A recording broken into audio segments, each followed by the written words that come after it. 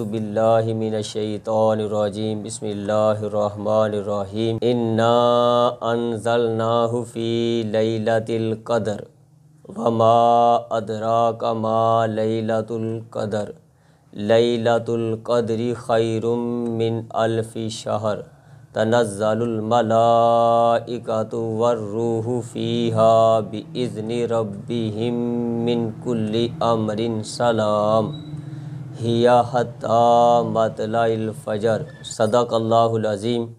میں نے آپ کے سامنے سورۃ القدر کی تلاوت کرنے کا شرف حاصل کیا۔ میں آپ کے سامنے شب قدر کی فضیلت بیان کرنے لگا ہوں۔ انا انزلناہ فی لیلۃ القدر، کہ بے شک ہم نے اس قرآن کو شب قدر میں نازل کیا، یعنی کہ اللہ تعالیٰ فرماتا ہے کہ ہم نے قرآن کو لوح محفوظ سے آسمان دنیا پر یک بارگی شب قدر میں نازل کیا۔ اس رات کی سب سے پہلی، سب سے بڑی، سب سے شان والی جو فضیلت ہے وہ یہ ہے کہ اس میں اللہ نے قرآن پاک کو نازل فرمایا۔ حضرت ابو ہریرہ رضی اللہ تعالیٰ عنہ فرماتے ہیں کہ نبی پاک صلی اللہ علیہ وسلم نے ارشاد فرمایا کہ جس میرے امتی نے شب قدر کو ایمان و اخلاص کے ساتھ اللہ کی رضا کے لیے، اللہ کی خوشنودی کے لیے جس نے عبادت کی، جس نے ذکر الہی کیا، جس نے توبہ استغفار کیا، تو اللہ تعالیٰ اس کے پچھلے گناہوں کو معاف فرما دے گا۔ جیسا کہ عائشہ صدیقہ فرماتی ہیں، میں نے رسول پاک سے عرض کیا، یا رسول اللہ صلی اللہ علیہ وسلم، میں شب قدر پالوں تو رب سے کیا مانگوں؟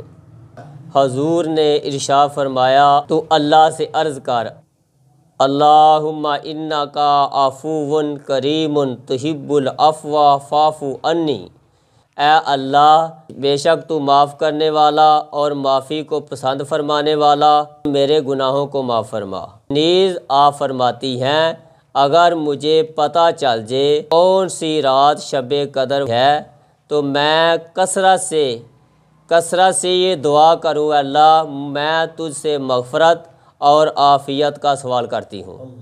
وما ادراک ما لیلۃ القدر، تم کیا جانو قدر والی رات کیا ہے؟ اللہ نے خود ہی جواب ارشاد فرمایا، لیلۃ القدر خیر من الف شہر، لیلۃ القدر 1000 مہینوں سے بہتر ہے، یعنی یہ ایک رات 1000 مہینوں سے افضل ہے۔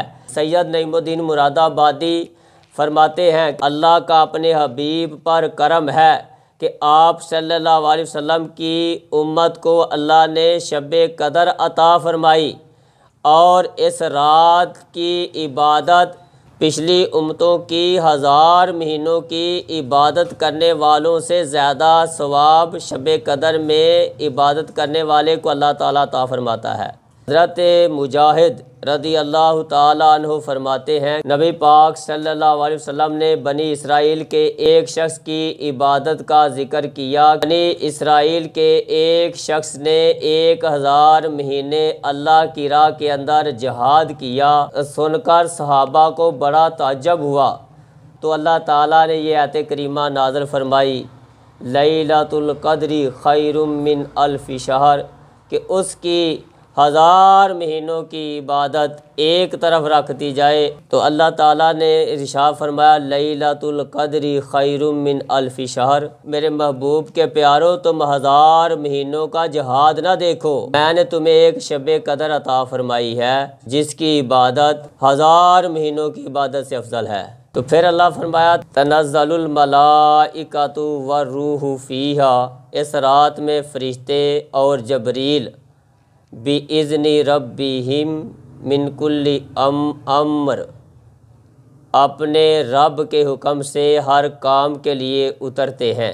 اس رات کی دوسری شان یہ ہے کہ اس میں فرشتے اور جبریل علیہ السلام آسمان سے زمین پر تشریف لاتے ہیں، زمین کے اوپر پھیل جاتے ہیں، تو زمین کے اوپر جو بیٹھ کر، کھڑے ہو کر، چل کر، پھر کر، جس حال میں وہ ذکر الہی کر رہا ہوتا ہے، تو ذکر الہی کرنے والوں کے ساتھ وہ آ کر مصافحہ کرتے ہیں اور ان کے لیے بخشش کی دعائیں کرتے ہیں۔